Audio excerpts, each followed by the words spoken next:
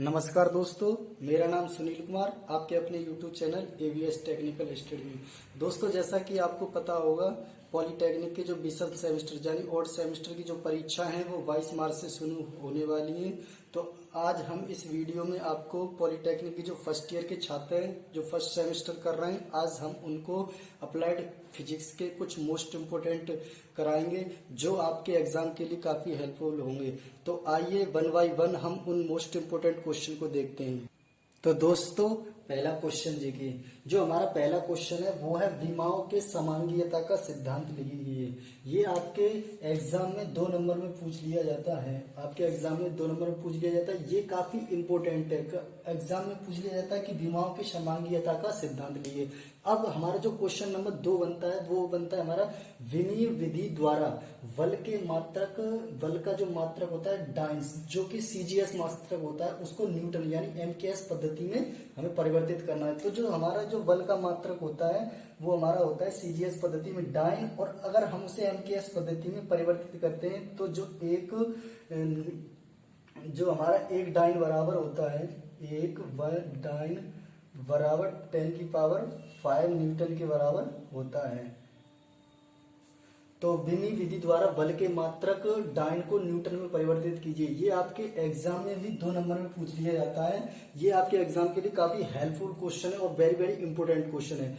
या ऐसे भी पूछ लिया जाता है कि विमीय विधि द्वारा कार्य का मात्रक, आप जानते ही होंगे कि कार्य का मात्रक जो सीजीएस पद्धति में अर्ग होता है और एमकेएस या एसआई पद्धति में जूल होता है। तो ये भी आपके क्वेश्चन एग्जाम में 2 नंबर में पूछ लिया जाता है। अब हम चलते हैं क्वेश्चन नंबर 3 की तरफ। जो हमारा क्वेश्चन नंबर 3 है वो है हमारा वांडरवाल्स गैस समीकरण। आपने फिजिक्स में पढ़ा होगा वांडरवाल गैस समीकरण होता है क्या, यानी P plus A upon V square, V minus V equal to RT के नियतांक। इसमें A और V जो है वो एक कांस्टेंट राशि होती है। इनमें हमें A तथा V की विमा याद करनी है। ये भी आपके एग्जाम में 2 नंबर में क्वेश्चन में पूछ लिया जाता है। अब हम चलते हैं क्वेश्चन नंबर 4 की तरफ। जो हमारा क्वेश्चन नंबर 4 है वो ईटा यानी श्यानता गुणांक को, ये ईटा जो है श्यानता गुणांक होती है। श्यानता गुणांक को रिप्रेजेंट करती है वाले द्रव में स्मॉल r त्रिज्या की एक गोली एक समान वेग v से गिर रही है। विमीय विधि द्वारा गोली पर लगने वाले श्यानबल F के लिए व्यंजक स्थापित कीजिए। अब ये कह रहा है कि जो श्यानता गुणांक में जो संबंध होता है, यानी श्यानता गुणांक की जो है वो स्मॉल r और वेग है और बल, इन तीनों को निर्भर कर रही है। तो इसमें जो रिलेशन निकालना, इन तीनों के में रिलेशन निकालना है, वो एक सूत्र के रूप में इसे विस्थापित करना है कि जो श्यानता गुणांक यानी इस श्यान बल में जो एक फॉर्मूला निकलता है, श्यान बल बराबर KRV ईटा श्यानता गुणांक का। तो ये भी क्वेश्चन आपके एग्जाम में 2 नंबर में पूछ लिया जाता है। ये जो हमने 4 क्वेश्चन किए ये आपके एग्जाम के लिए वेरी वेरी इंपोर्टेंट है और हर साल ये क्वेश्चन पूछ लिए जाते हैं। तो अब हम क्वेश्चन नंबर 5 की तरफ देखते हैं। क्वेश्चन नंबर 5 जो है हमारा, तो दोस्तों जो क्वेश्चन नंबर 5 है वो है हमारा एक ठोस घन की भुजा की लंबाई के मापन में 2%, यानी कि ये आपका क्वेश्चन एक प्रतिशत त्रुटि से लिया गया है और उसमें ये पूछ लिया जाता है कोई घन है और उसकी जो भुजा है उसकी लंबाई में 2% की त्रुटि है और उसके द्रव्यमान में यानी कि उसके मास में 3% की भिन्नात्मक प्रतिशत त्रुटि, जिसे हम फ्रैक्शनल परसेंटेज एरर कहते हैं। तो ठोस के घनत्व यानी कि डेंसिटी घनत्व बराबर क्या होता है, द्रव्यमान बट्टे आयतन होता है। द्रव्यमान बट्टे आयतन के लंबाई के मापन में अधिकतम यानी मैक्सिमम फ्रैक्शनल त्रुटि की गणना कीजिए। तो ये क्वेश्चन आपको बहुत ही लॉन्ग दिख रहा होगा, लेकिन आखिर में ये क्वेश्चन बहुत ही, जब आप इसको सॉल्व करते हैं तो आखिर में ये 2-3 लाइन में आपका क्वेश्चन ये सॉल्व हो जाता है। तो ये आपके एग्जाम में 2 नंबर में पूछ लिया जाता है। तो अब हम चलते हैं क्वेश्चन नंबर 6 की तरफ। तो क्वेश्चन नंबर जो 6 है वो है हमारा संवेग संरक्षण का नियम विस्तार से समझाइए। जो हमारा न्यूटन गति का जो द्वितीय नियम है, जिसे हम क्रिया प्रतिक्रिया, न्यूटन का गति का नियम जिसे कहते हैं, न्यूटन का गति का नियम द्वितीय नियम के ऊपर है, उसके उदाहरण है संवेग संरक्षण का नियम विस्तार से समझाइए। तो ये भी आपके एग्जाम में 2 नंबर में पूछ लिया जाता है। न्यूटन के 3 नियम थे। प्रथम नियम जड़त्व का नियम होता है, दूसरा नियम होता है वो हमारा फोर्स का बल का नियम होता है, तीसरा जो हमारे क्रिया प्रतिक्रिया का नियम होता है। तो अब हम चलते हैं क्वेश्चन नंबर 7 की तरफ। तो क्वेश्चन नंबर जो 7 है वो हमारा बल का आवेग, बल का आवेग तथा संवेग को परिभाषित कीजिए। तो ये जो बल का आवेग है इम्पल्स कहते हैं और संवेग को हम मोमेंटम कहते हैं। इनकी 1 नंबर में आपको क्वेश्चन परिभाषाएं पूछ ली जाती है, क्या आवेग किसे कहते हैं, संवेग किसे कहते हैं, और नॉर्मली इसका फॉर्मूला या इसकी विमा भी पूछ ली जाती है कि संवेग की विमा क्या होती है या आवेग की विमा क्या होती है, या आवेग का ऐसा ही मात्रक बताइए या संवेग का ऐसा ही मात्रक बताइए। तो अब हम आई होप ये क्वेश्चन आपके एग्जाम में भी 1 नंबर में पूछ लिया जाता है, बहुत ही शॉर्ट क्वेश्चन होता है क्योंकि ये अब हम चलते हैं क्वेश्चन नंबर 8 की तरफ। जो हमारा क्वेश्चन नंबर 8 है वो है हमारा कोणीय वेग तथा रेखीय वेग के कोणीय वेग तथा रेखीय वेग में संबंध के लिए सूत्र की व्युत्पत्ति कीजिए। कोणीय वेग जो v equal to R omega होता है, इसमें ये रिलेशन के लिए आपको ये एक डेरिवेशन पूछ लिया जाता है, v बराबर आर ओमेगा। तो ये आपके एग्जाम में 2 नंबर में क्वेश्चन पूछ लिया जाता है। ये काफी बार आया है आपके एग्जाम में, बीटीयूपी बोर्ड में ये हर साल पूछ लिया जाता है कि कोणीय वेग तथा रेखीय वेग में संबंध के लिए सूत्र की व्युत्पत्ति कीजिए। तो ये 2 नंबर में पूछ लिया जाता है। अब हम क्वेश्चन नंबर 9 की तरफ चलते हैं। जो क्वेश्चन नंबर 9 है वो है हमारा अभिकेंद्र बल को उदाहरण सहित विस्तार से समझिए तथा उसका सूत्र निकालिए। तो अभिकेंद्र बल बराबर यानी F equal to M V square upon R, यह आपका सूत्र निकल के आता है इसका।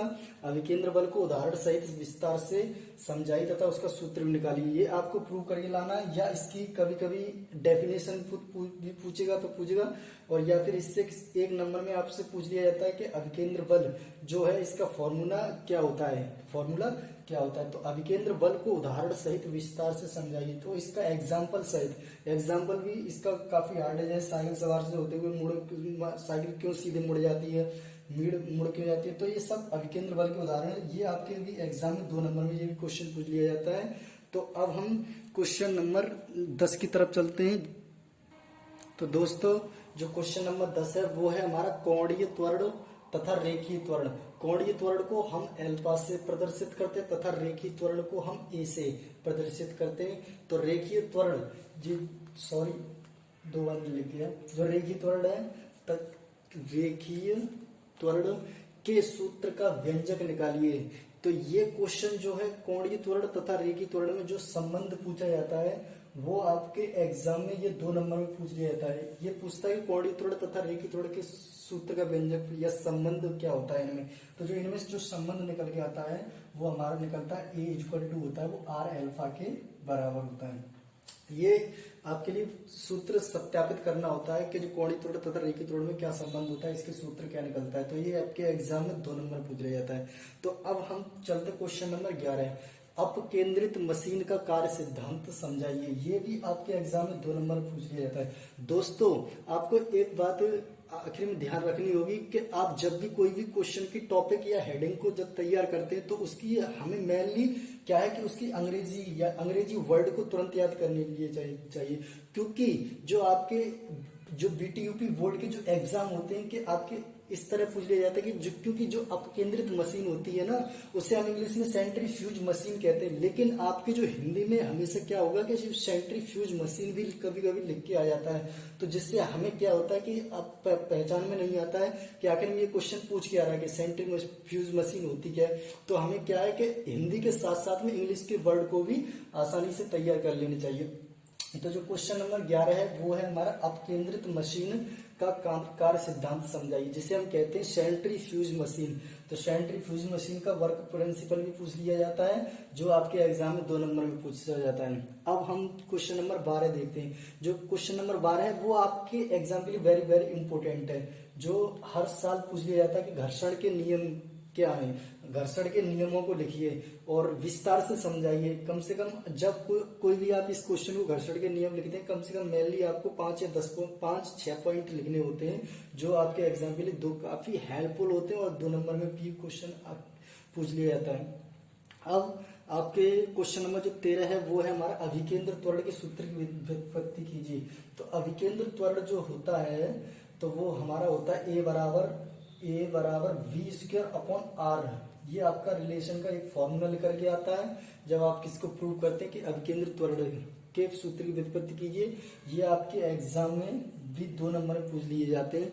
अब आते हैं हमारा क्वेश्चन नंबर 14, संरक्षी तथा असंरक्षी बल की परिभाषा लिखिए। संरक्षी को हम कहते हैं कंजर्वेटिव फोर्स, या असंरक्षी को हम कहते हैं नॉन कंजर्वेटिव फोर्स की परिभाषा।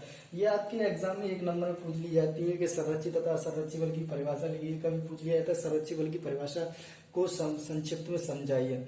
अब हम क्वेश्चन नंबर 15 की तरफ चलते हैं। 15 है जो क्वेश्चन हमारा, ऊर्जा संरक्षण के सिद्धांत को विस्तार से समझाइए। ऊर्जा संरक्षण का सिद्धांत, ये आपके एग्जाम में हर साल पूछ लिया जाता है, वेरी वेरी इंपॉर्टेंट है। ये आपके एग्जाम में 5 नंबर में क्वेश्चन आता है, क्योंकि इसका जो डेरिवेशन है वो काफी लॉन्ग है, तो इसके लिए आपको 5 नंबर में पूछ लिया जाता है कि ऊर्जा संरक्षण के सिद्धांत को विस्तार से समझाइए। अब आती है हमारी क्वेश्चन नंबर 16, जड़त्व आघूर्ण संबंधी प्रमेय।